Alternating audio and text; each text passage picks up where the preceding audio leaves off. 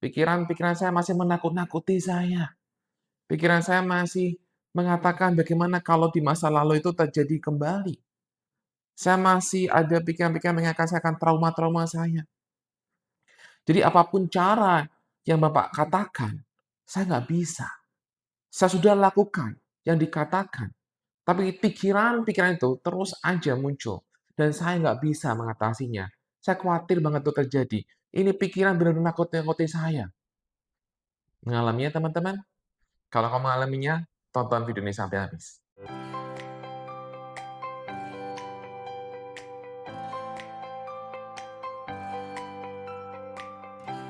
Teman-teman, sebelum kita lanjutkan ke topik, tontonin dulu.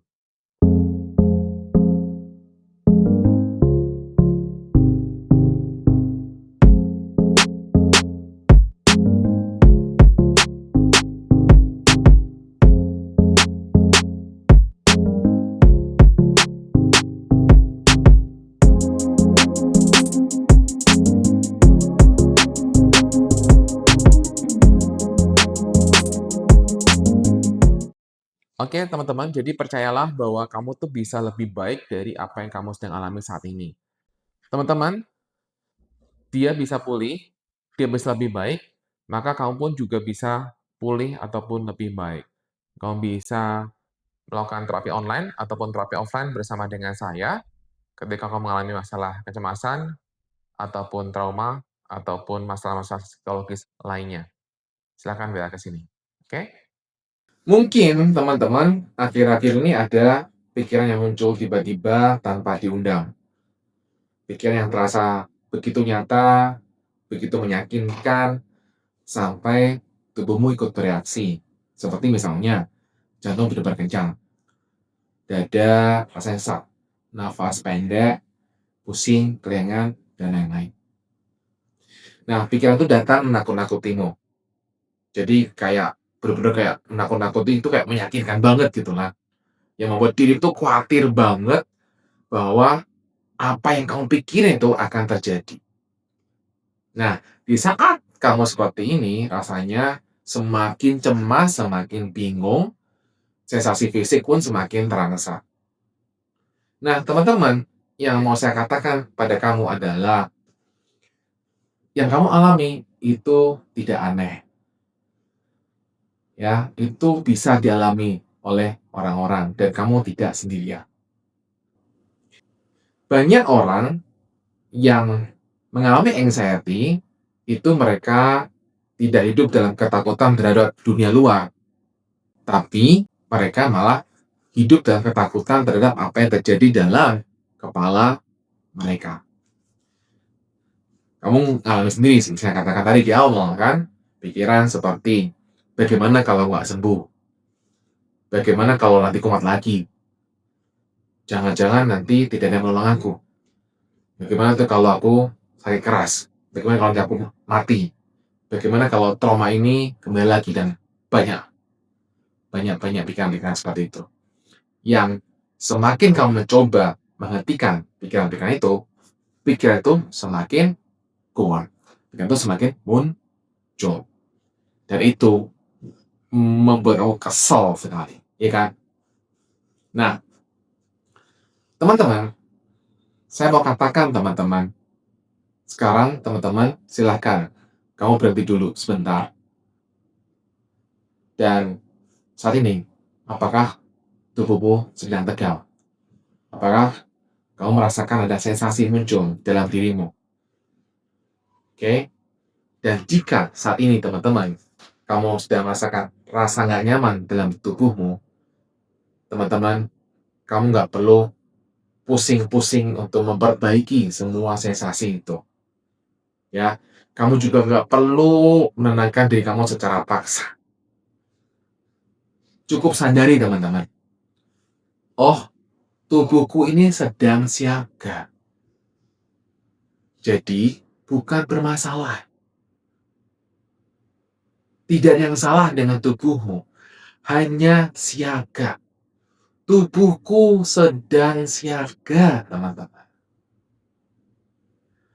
Anxiety, teman-teman, itu hanyalah sistem sarafmu yang sedang bekerja keras untuk melindungimu. Jadi otakmu itu tidak mencoba menyakitimu, dia itu mencoba menyelamatkanmu dengan cara yang berlebihan, gitu. Jadi kamu bisa bayangkan alarm mobil yang terlalu sensitif, yang berbunyi ketika bahkan nggak ada pencuri, tapi karena ada petir.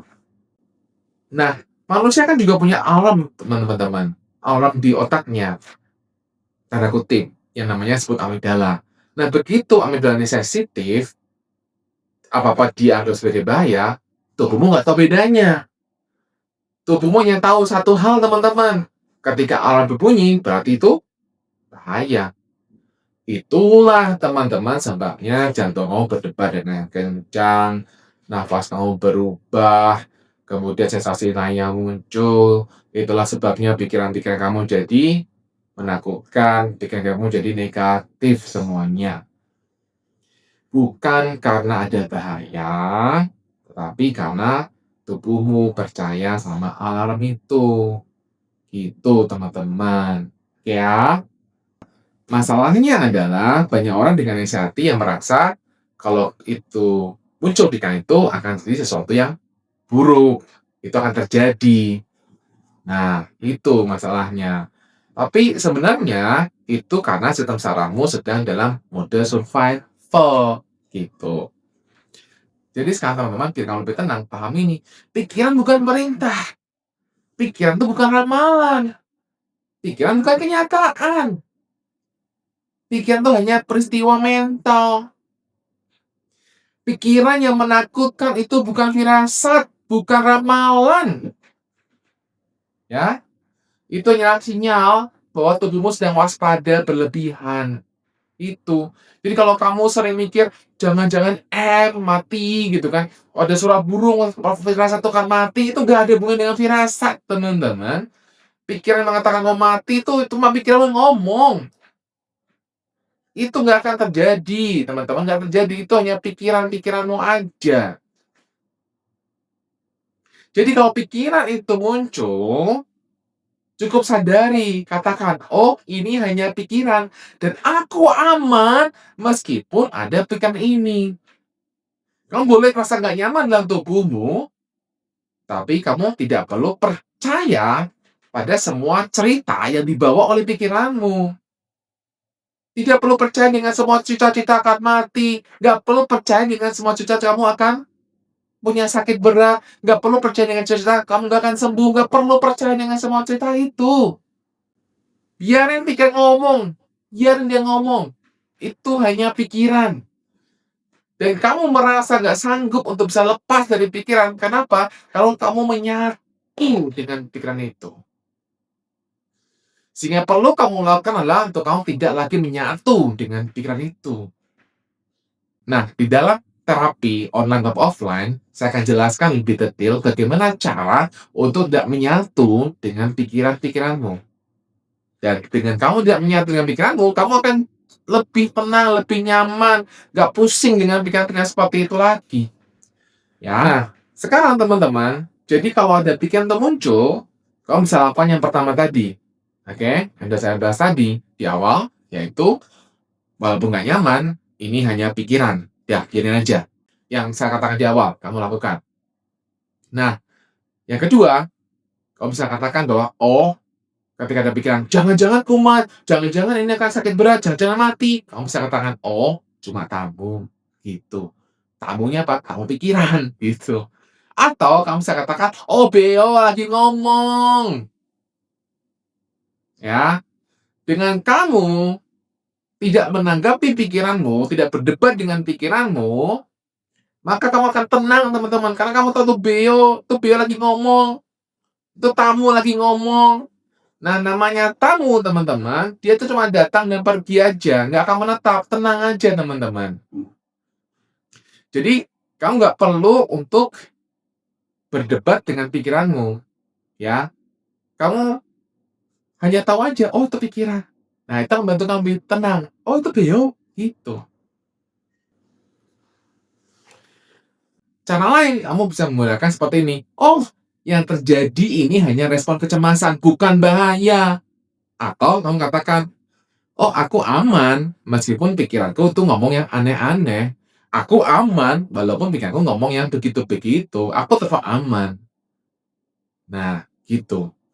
Nah, sekarang supaya kamu bisa juga lebih tenang lagi, teman-teman, ketika ada pikiran-pikiran seperti itu, kamu bisa fokus pada tubuhmu, yaitu dengan cara kamu jejakkan kakimu ke bawah, ke tanah, longgarkan rahangmu, dan turunkan bahumu. Itu rileks.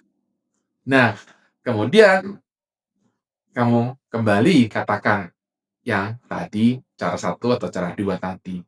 Nah, ini di-combine teman-teman, dengan kita fokus di tubuh dan mengetahui bahwa itu hanyalah pikiran.